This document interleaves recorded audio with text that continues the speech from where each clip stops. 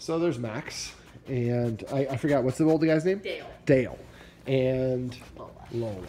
So basically, Lola earlier was whining and barking at her guardian for attention. She was basically demanding it. And that's a pretty common thing. So when a dog kind of comes up and nudges at us, it's telling us what to do. Now, it does it in a cute way, but if we adhere to what they say, then after a while that confuses them into thinking that they have more authority over us, that they can tell us what to do because we do what they ask us to do.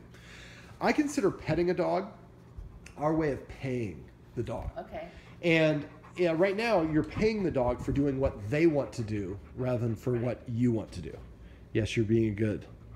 And Max being fearful, we like him being nearby. But again, because he's so fearful, I'm ignoring him. I've given a couple treats, but I'm not trying to pet him or engage and interact with him. Right. All right, so basically what I do when I want to pet a dog, or excuse me, when the dog nudges at me, it's giving me an order. So instead of acquiescing to that, what I do is I give the dog a counter order. So sit, sit. Now when a dog is proud about what it's done, its nose is parallel to the ground or tilted upward. And so I want the dog to feel good about themselves for doing the things that I want. I call these desired behaviors. So if every time, sit. So now he just sat down on his own. I didn't ask him to sit, but he's still in the sitting position, so I still want to reward him for doing that. I call this passive training. Okay. So whenever the dog comes, and this is what we're hoping to achieve as a transition. So at first the dog comes up and nudges at you, you give it a counter order, sit or lie down. As soon as it sits and we say the word sit as we pet it, we say lie down as we pet it. We don't say good dog, good sit, good boy. The more words that we use, the more confusing it gets for them. So we want to just simply use the command word. Sit,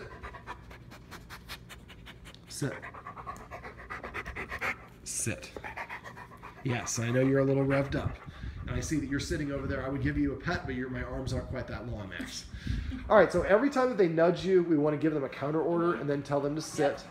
And then after that, after we make them sit, and we give them the command word, then we can pet them for the next 10 minutes and repeat whatever you want. But if now, what's going to eventually happen is the dog's going to come and start sitting in front of us. Yep, she does. They all do that because they know they have to sit for treats and. Well, they might have to sit for treats, but the rest of the time they got to tell you what to do and you do it. Right. They wouldn't continue scratching at you if it didn't work. Okay. Yeah. So what I would suggest you guys do is come up with a watchword, sit.